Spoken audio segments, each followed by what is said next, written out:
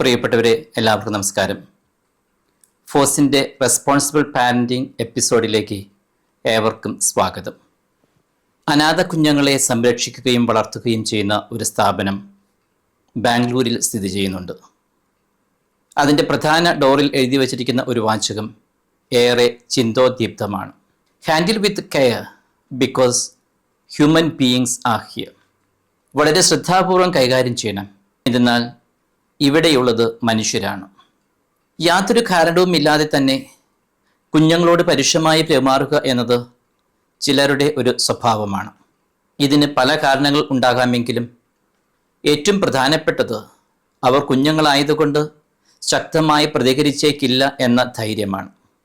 എന്നാൽ ഈ ധാരണ തെറ്റാണ്. ആ സമയത്ത് അവരുടെ ഇളം പ്രായത്തിലെ നിസ്സഹായ അവസ്ഥയിൽ കാര്യമായി പ്രതികരിച്ചില്ലെന്നിരിക്കാം. എന്നാൽ ആരാണോ അവരെ വേദനിപ്പിക്കുകയും അവഹേളിക്കുകയും ചെയ്തത്, ആ വ്യക്തികളോട് പതിന്മടങ്ങ് ധൈര്യത്തോടും പകയോടും പ്രതികരിക്കാനുള്ള ഒരു സമയം അവർക്കും ഉണ്ടാകുമെന്ന് നാം മനസ്സിലാക്കണം. ഇംഗ്ലീഷിലൊരു യൂസേജ് ഉണ്ടല്ലോ, every dog has A day. അതിന് ഇങ്ങനെയും ചില അർത്ഥങ്ങളുണ്ട്. ഭർത്താവിനോടോ ഭർത്തൃ വീട്ടുകാരോടോ ഒക്കെയുള്ള പകയും വിദ്വേഷവും പ്രകടിപ്പിക്കാൻ ചില അമ്മമ്മ സാധാരണ ശ്രമിക്കുന്നത് മക്കളോട് പരുഷമായി പെരുമാറിക്കൊണ്ടാണ്. എനിക്കറിയാവുന്ന ഒരു വീട്ടിലെ കള്ളുകുടിയനായ ഭർത്താവിനോടും ഭർത്താവിൻ്റെ സഹോദരിമാരോടും ഉണ്ടാകുന്ന പകയുടെ ചൂട് സ്വാഭാവികമായും അനുഭവിക്കേണ്ടി വരാറുള്ളത് അവരുടെ ഏറ്റവും ഇളയ കുഞ്ഞുങ്ങളായിരുന്നുവെന്ന് വളരെ നമ്പരത്തോടെ ഞാൻ ഓർക്കാറുണ്ട്. അങ്ങാടിയിൽ തോറ്റതിന് അമ്മയോട് എന്ന പ്രയോഗം ഇത്തരക്കാർക്ക് അനുയോജ്യമാണ്. ജോലി സ്ഥലത്തോ മറ്റു സ്ഥലങ്ങളിലോ ഉണ്ടാകുന്ന പ്രശ്നങ്ങൾ, സാമ്പത്തികമായി ഉണ്ടാകുന്ന നഷ്ടങ്ങൾ, ബിസിനസ്സിലുണ്ടാകുന്ന പരാജയങ്ങൾ തുടങ്ങി ഒട്ടനവധി കാരണങ്ങൾക്ക് അകാരണമായി കുഞ്ഞുങ്ങളെ ദ്രോഹിക്കുകയും അവരുടെ മനസ്സ് വേദനിപ്പിക്കുകയും ചെയ്യാറുള്ള പലരും നമ്മുടെ സമൂഹങ്ങളിൽ പണ്ടും ഇപ്പോഴും ഉണ്ടെന്നതാണ് വസ്തുത. ഒരു പക്ഷേ കൊച്ചുമക്കളെ ഉപദ്രവിക്കുന്നതിന് പരീക്ഷയിൽ മാർക്ക് കുറഞ്ഞു, നന്നായി പഠിക്കുന്നില്ല, അനുസരണക്കേട് കാണിച്ചു, ഇളയവരോട് പരുഷമായി പെരുമാറി എന്ന് തുടങ്ങി നിരവധി കാരണങ്ങൾ ഇത്തരക്കാർ കണ്ടെത്തിയേക്കാം. എന്നാൽ യഥാർത്ഥ കാരണം മറ്റൊന്നാകാം. രണ്ടാം ലോക മഹായുദ്ധത്തിന് കാരണക്കാരായ രണ്ട് സ്വേച്ഛാധിപതികളിൽ ഒരാൾ മുസോളിനിയാണെന്ന് നമുക്കറിയാം. അദ്ദേഹത്തെക്കുറിച്ച് ഒരു കഥയുണ്ട്.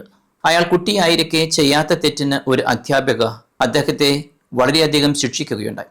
ആ ചെറുപ്രായത്തിൽ പോലും അത് ക്ഷമിക്കുവാനും മറക്കുവാനും മുസോളിനിക്ക് കഴിഞ്ഞില്ല എന്ന് മാത്രമല്ല, അയാൾക്ക് അന്ന് കിട്ടിയ ആ ശിക്ഷ ഒരു കനലായി എന്നും മനസ്സിൽ ചാരം മൂടി കിടന്നിരുന്നു. എല്ലാവരോടും പകയും വിദ്വേഷവും വൈരാഗ്യവും വെറുപ്പും ഒക്കെ വളർന്നു വരാൻ ഇത് കാരണമായത്രേ. ഭരണാധികാരിയായി തീർന്നപ്പോൾ പോലും അദ്ദേഹത്തിൻ്റെ മനസ്സിൽ ഈ ഒരു വിദ്വേഷം അതിശക്തമായി മറഞ്ഞു കിടന്നിരുന്നു. ആ വിദ്വേഷ വികാരം പിന്നീടുണ്ടായ യുദ്ധത്തിന് കാരണമായിട്ടുണ്ട് എന്ന് പറയപ്പെടുന്നു. അത് ശരിയോ തെറ്റോ എന്തുമാകട്ടെ, കുഞ്ഞുനാളിൽ മറ്റുള്ളവരുടെ തെറ്റായ സമീപനത്തിന്റെ പേരിൽ താൻ അനുഭവിക്കേണ്ടി വന്ന ദുരവസ്ഥകളുടെ ഫലമായി പോൾ സാർത്തർ എന്ന തത്വചിന്തകൻ the other is my hell, അഥവാ മറ്റുള്ളവർ എൻ്റെ നരകമാണ്, ശത്രുവാണ് എന്നൊരു തത്വസംഹിത തന്നെ വളർത്തിയെടുത്തു. ചിലരുടെ സ്വഭാവ വൈകല്യങ്ങൾ, തെറ്റായ ജീവിത രീതി എന്നിവയുടെ കാരണങ്ങളെക്കുറിച്ച് പഠിക്കുമ്പോൾ ചെന്നെത്തുക അവരുടെ ചെറുപ്പകാലത്ത് മാതാപിതാക്കളോ അധ്യാപകരോ അല്ലെങ്കിൽ മുതിർന്ന മറ്റാരെങ്കിലും ചെയ്തിട്ടുള്ള ചില അതിക്രമങ്ങളിലേക്കായിരിക്കും. അതൊരിക്കലും ഉണങ്ങാത്ത, അതേസമയം പ്രത്യക്ഷത്തിൽ കാണാത്ത മുറിവുകളും പരിക്കുകളുമൊക്കെയായി കിടന്ന് വലിയ രീതിയിലുള്ള നെഗറ്റീവ് ചിന്തകളിലേക്കും അതിനെ അടിസ്ഥാനമാക്കിയുള്ള പ്രവർത്തനങ്ങളിലേക്കും എത്തിച്ചേരുകയും സാമൂഹ്യ ദ്രോഹികളായി തീർന്നിട്ടുള്ളതും അറിയാൻ കഴിയും. ചിലർ പ്രായം ചെന്ന മാതാപിതാക്കളെ ഉപേക്ഷിക്കുന്നു, വഴിതെറ്റിയ ലൈംഗിക വൈകല്യം വെച്ച് പുലർത്തുന്നു, ജോലി സ്ഥലത്തും കുടുംബത്തിലും ആരുമായും സഹകരിച്ച് പോകാനാവാത്ത അവസ്ഥ ഉണ്ടാക്കുന്നു. ഇങ്ങനെ ഒരുപാട് ദൂഷ്യഫലങ്ങൾ പിന്നീട് ഉണ്ടാകാൻ കാരണമായെന്ന് വരാം. അതുകൊണ്ട് നമ്മുടെ കുട്ടികളെ അകാരണമായി വേദനിപ്പിക്കാനും ശിക്ഷിക്കാനും ഇടവരാതിരിക്കാൻ മുതിർന്നവർ ശ്രദ്ധിക്കേണ്ടതുണ്ട്. ശിക്ഷിക്കുന്നുണ്ടെങ്കിൽ പിന്നീടാണെങ്കിലും അത് ന്യായമായിട്ടായിരുന്നു എന്ന് ആ കുട്ടിക്ക് ബോധ്യപ്പെടുത്തി കൊടുക്കാൻ കഴിയണം. അങ്ങനെ കഴിഞ്ഞില്ലെങ്കിൽ അത്തരം ശിക്ഷാ നടപടികൾ ആ കുട്ടിയെ സംബന്ധിച്ച് അകാരണമായും നീതിരഹിതവും ആയിട്ടായിരിക്കും എന്നും മനസ്സിലുണ്ടാവുക. അത് ഗുണത്തേക്കാൾ ദോഷമായി ഭവിച്ചേക്കാം. മാതാപിതാക്കളും മുതിർന്നവരും നിർബന്ധമായി ശ്രദ്ധിക്കേണ്ട ഒരു കാര്യമാണ് തങ്ങളുടെ വികാരങ്ങൾ നിയന്ത്രിക്കുക എന്നത്. പലരും പ്രതികരിക്കുക വികാര വിക്ഷോഭത്തോടു കൂടിയാണ്. അനിയന്ത്രിതമായ ദേഷ്യമുണ്ടാക്കുന്നവർ എങ്ങനെയാണ് പ്രതികരിക്കുക, എന്താണ് പറയുക എന്നൊന്നും ചിലപ്പോൾ ആർക്കും പറയാനാകില്ല. അതേസമയം അത് ഉണ്ടാക്കിയേക്കാവുന്ന പ്രശ്നങ്ങൾ വളരെ വലുതാകാം. ഒരുപക്ഷെ തിരുത്താനാവാത്ത വിധം. അതുകൊണ്ട് തന്നെ കുട്ടികളെ അകാരണമായി ശിക്ഷിക്കുന്ന പ്രവണത മാതാപിതാക്കളും അധ്യാപകരും പൂർണ്ണമായും ഉപേക്ഷിക്കേണ്ടതാണ്.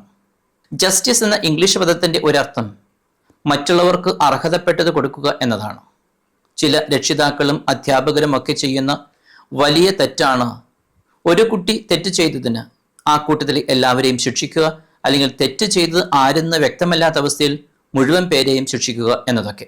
തെറ്റ് ചെയ്തവർക്ക് മാത്രമേ ശിക്ഷ നൽകാവൂ, അതും മാന്യമായ ന്യായമായ രീതിയിൽ മാത്രം. ആരാണ് തെറ്റ് ചെയ്തത് എന്ന് ഉറപ്പില്ലെങ്കിൽ ആരെയും ശിക്ഷിക്കാതിരിക്കുന്നതാണ് ഉത്തമം. സ്കൂളുകളിലും ഹോസ്റ്റലുകളിലും ഇത്തരം സാഹചര്യങ്ങൾ ചിലപ്പോൾ ഏറെ സങ്കീർണമാക്കാറുണ്ട്. അത് സമരങ്ങളിലേക്കും മാപ്പ് പറച്ചിലുകളിലേക്കും തെറ്റിത്തിരുത്തൽ നടപടികളിലേക്കുമൊക്കെ നീങ്ങിയേക്കാം. വീടുകളിൽ അങ്ങനെയൊന്നും ഉണ്ടായില്ലെങ്കിൽ തന്നെയും മക്കളുടെ മനസ്സിൽ ചിലപ്പോൾ പ്രതികാര മനോഭാവം വളർന്നു വന്നേക്കാം. ആരംഭത്തിൽ പറഞ്ഞത് വീണ്ടും ഞാൻ ആവർത്തിക്കുന്നു, handle with care because they are human beings. അവർ വളർന്നു വലുതാക്കുമ്പോൾ ആരായിത്തീരും എന്തായിത്തീരും എന്നൊന്നും ആർക്കും പ്രവചിക്കാനാവില്ല.